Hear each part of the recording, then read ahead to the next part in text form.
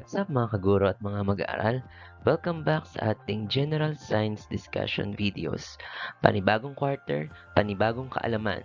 This time, we'll explore one of the most exciting areas of science, life science. In this lesson, we'll talk about the unifying themes that connect all living things on Earth, from tiny bacteria to humans and even plants. Lahat yan may mga pattern at principles na nag-uugnay sa kanila. These themes helps us understand how life works as one big interconnected system. Para sa mga panibago lamang sa aking channel, ako ay isang senior high school teacher na gumagawa ng discussion videos, mga simple lang na PowerPoint presentation para sa mga lessons sa Strengthened Senior High School Program. Pasensya na kung ikli at simple lamang ang design ng aking PowerPoint dahil maraming ginagawa sa eskwelahan. Para sa pag-avail ng mga PowerPoint, maaaring mag-comment or message lang ako sa aking mga social media account. Sa pagtatapos ng araling ito, dapat kaya mo na ipaliwanag ang mga tema o konseptong nag-uugnay sa lahat ng mga buhay sa daigdig. Makikilala ang mga katangian ng mga living things at makapagbibigay ng halimbawa kung paano sila nagtutulungan sa ating ecosystem. Bago tayo magsimula sa ating discussion, let's start this discussion video with a challenge. Alin sa mga ito ang masasabi mong buhay? Paano mo nalalaman kung isang bagay ay living o non-living? Ang simpleng tanong na buhay ba ito ay may malalim na sagot sa agham. Dito papasok ang konsepto ng characteristics of life, which we'll explore later. Isipin mo, parehong humihinga ang tao at halaman. Pareho silang lumalaki at nagre-react sa kapaligiran. Even though we look different, there are unifying themes in how we live, survive, and adapt. Ito ang dahilan kung bakit pinag-aaralan natin ang unifying themes of life science. Let's do this free activity. First, picture this system at works. These are the materials needed na dapat ipadala ng mga teachers sa kanilang mga students. Here are the instructions for students. Step 1. Observe. Look closely at the provided picture or video of either plant or animal system. Note down the major systems you see and label their components. Analyze for 10 minutes. Analyze in groups and discuss how do these components work together as a system. What basic need of life does this system address, and how is this similar or different from the way the other kingdom? And step 3, apply. On chart paper or your worksheet, complete the following questions. Then share. For 5 minutes, each group presents one key insights from their activity. Now, let's explore what are the unifying themes of life. Ang unifying themes of life ay pangunahing ideya na naglalarawan kung paano gumagana ang lahat ng buhay. These themes serve as the backbone of biology. They help us see the connections between organisms, systems, and the environment. In biology, form follows function. Ibig sabihin, ang anyo ng isang organismo ay nakaayon sa tungkulin nito. At yan ang theme number 1, which is the structure and function. Halimbawa, ang pakpak ng ibon ay may magaan na buto para mas madali silang lumipad. Ang dahon naman ay malapad para mas maraming surface na nakukuha ng sunlight. This theme help us understand why living things look the way they do dahil bawat parte ay may layunin. Every living thing is organized into systems that work together, and that is theme 2, systems and system interaction. Sa tao, may circulatory, respiratory at digestive systems na nagtutulungan para mapanatiling buhay ang katawan. Sa kalikasan, ang mga organismo naman ay may bahagi ng mas malaking system, ang ecosystem, kung saan ang halaman, hayop at microorganisms ay nagtutulungan para mabalanse ang buhay. Theme 3, Energy and Matter. Walang mabubuhay kung walang enerhiya. Plants get their energy from sunlight. That's photosynthesis. Tayo naman ay kumukuha ng enerhiya sa mga pagkain. This flow of energy and cycling of matter keeps life going from the tiniest cell to the whole biosphere. Theme 4: Unity and Diversity. All living things share a common origin, but are diverse in function and form. Bagaman iba-iba ang itsura at tirahan ng mga organismo, lahat sila ay nagmula sa isang pinagmulan. They all share DNA, the molecule of life. That's what makes us united by biology, yet diverse in appearance and function. Ang evolution ay isa sa mga pinakamahalagang tema sa life science. Over millions of years, organisms adapt to their environment. For example, giraffes evolved long necks to reach food, and whales evolved from land to animals to ocean dwellers. Evolution explains how life has changed and diversified on Earth. Theme 6: Interdependence of Life. No organism can survive completely alone. Plants give off oxygen that animals breathe, and animals give off carbon dioxide that plants use. Even tiny decomposers recycle nutrients back to the soil. Ito ang dahilan kung bakit mahalaga ang balanse ng kalikasan. Theme 7: Regulation and Homeostasis. Ang tawag dito ay homeostasis. Halimbawa, kapag naiinitan tayo, pinapawisan tayo para lumamig.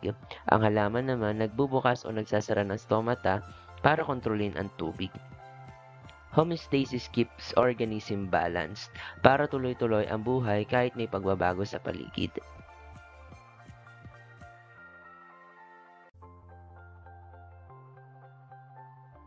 Now, all living things share certain characteristics that separate them from non-living things.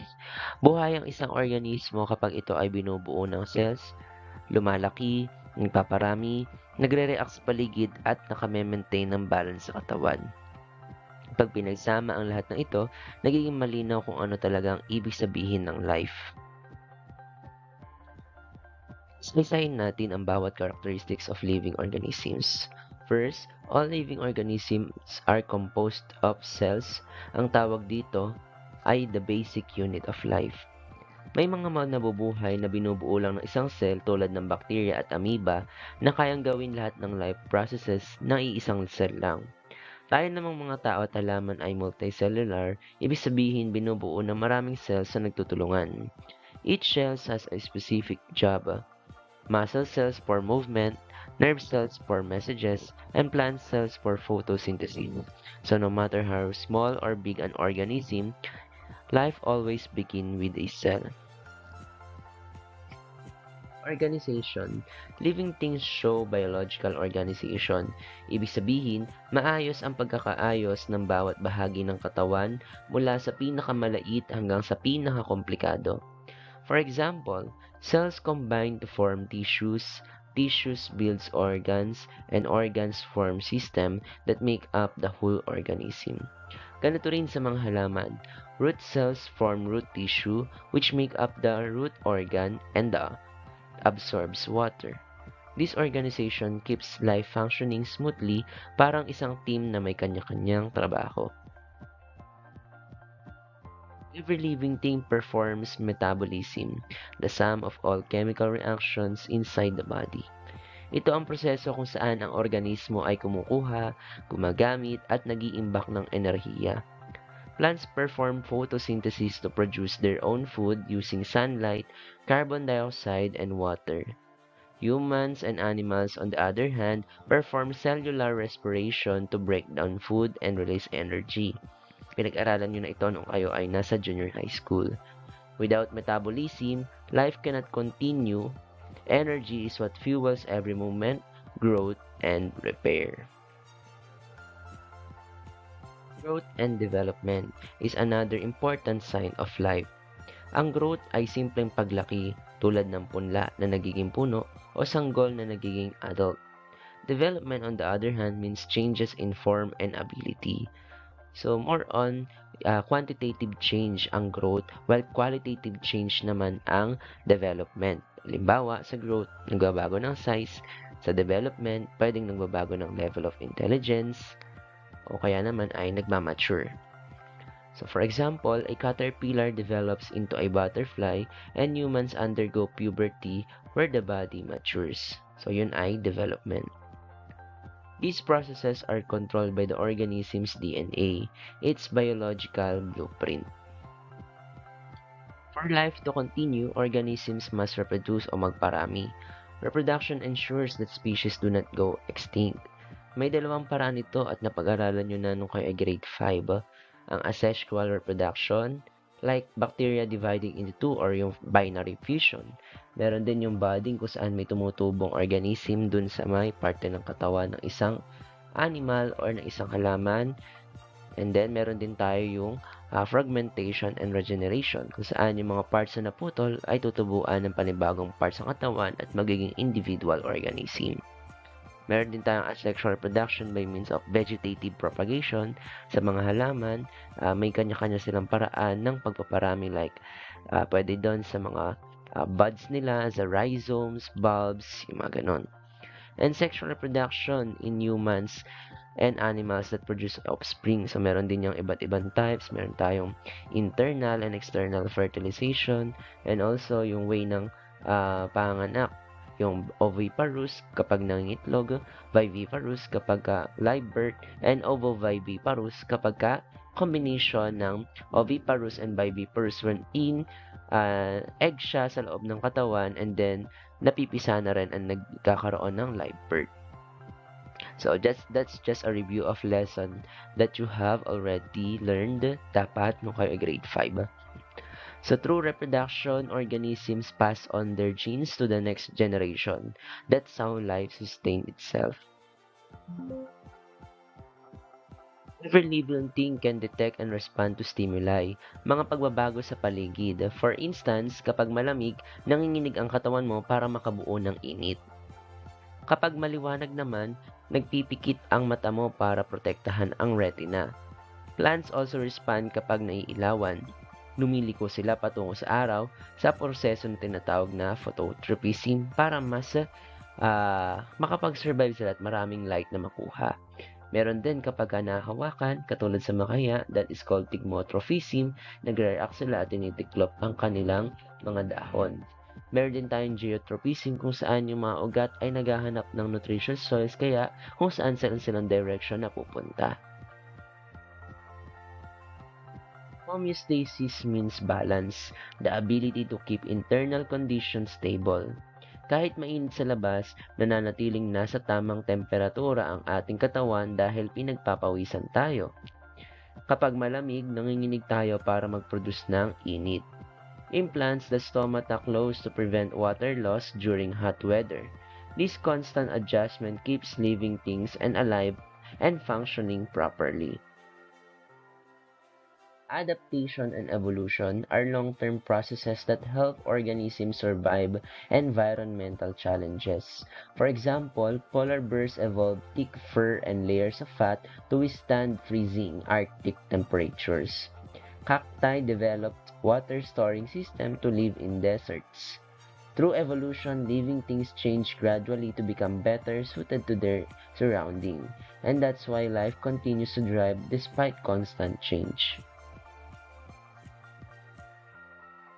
So, summary of the characteristics of life, lahat ng katangian ng buhay ay nagtutulungan para makagawa ng isang buo at functional na organismo.